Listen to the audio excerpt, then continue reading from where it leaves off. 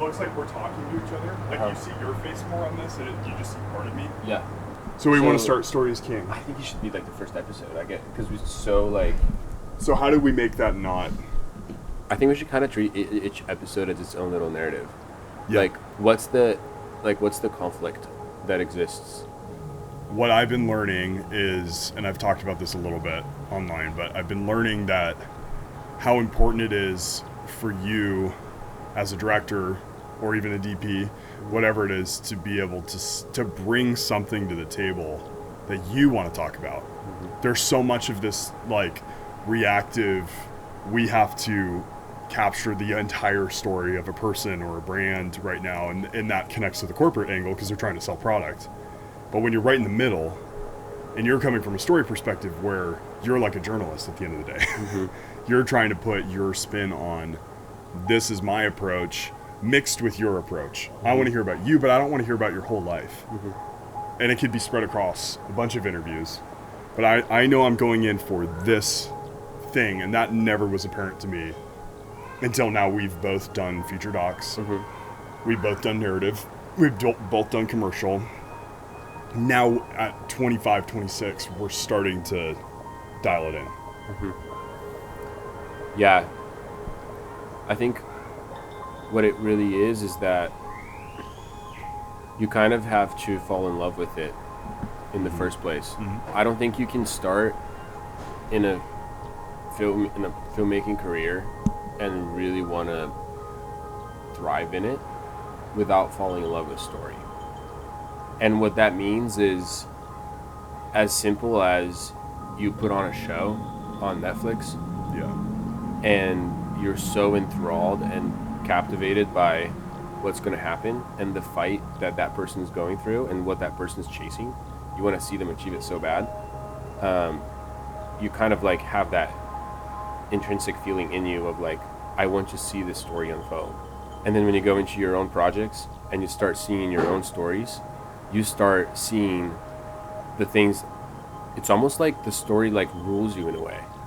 You know what needs to take place in the end because you're the creator of the story, but the story kind of takes its own life. And if you don't love it in the first place, then you're going to care less about accomplishing the end of that story, the resolution, mm-hmm. and what's going to come of it mm-hmm. for the main character, whoever that is. Honestly, it could even be like, it could be a product video. I'm not even talking like that. We on the documentary level, you definitely, once you start seeing what someone's chasing and you're a documentary director or a documentary DP, it's a really fun feeling of seeing like, oh my gosh, I want to see the story unfold so bad. And obviously that translates to the veer at the end. But on a really simple level of like showcasing a product, it's like you want to see the end user of that product thrive, and you want to see them get what they want.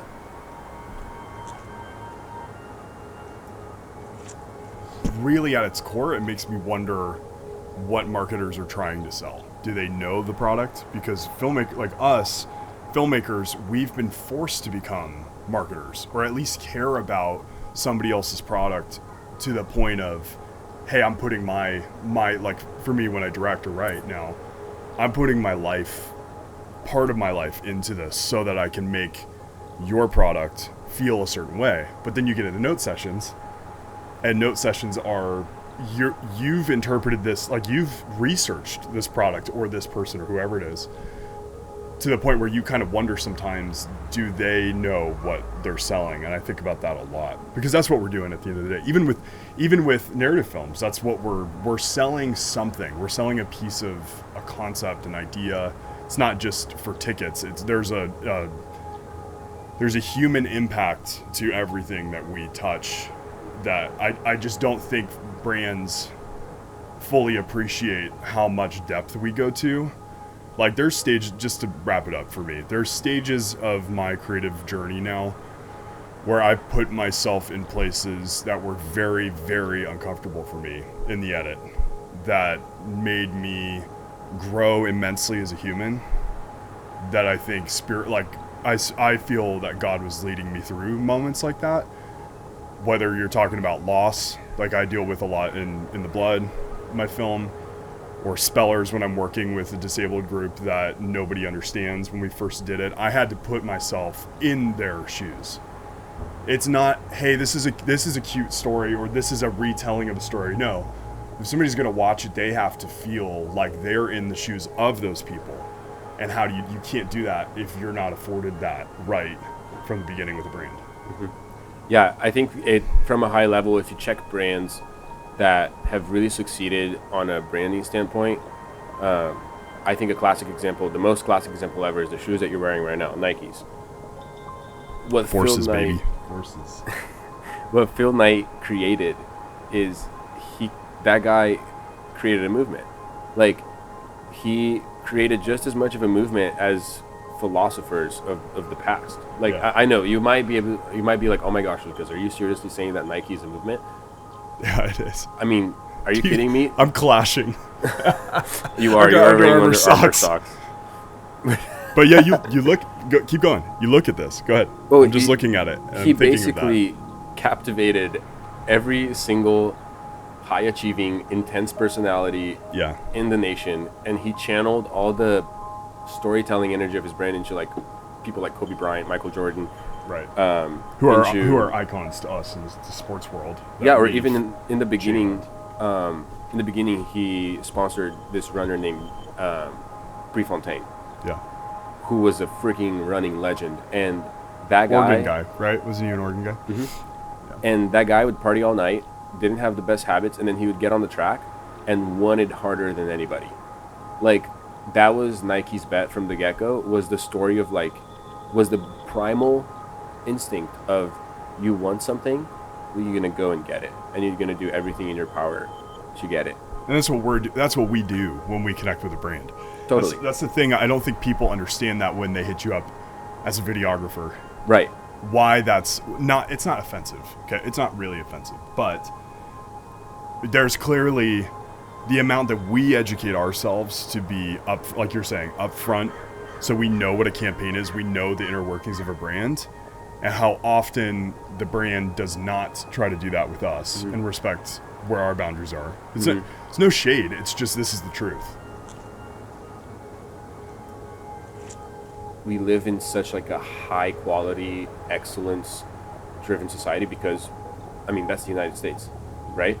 That at the end of the day, you're not really going to differentiate yourself and grow whatever you're trying to grow if you're just trying to focus on, I'm better than him, I'm better than her, I'm better than that or this. You're going to differentiate yourself in, I know you want something, and that something is not my product, but somehow by associating with me, you're going to get that. And that something is something deeper than looking good, or something deeper than wearing shoes that are comfy.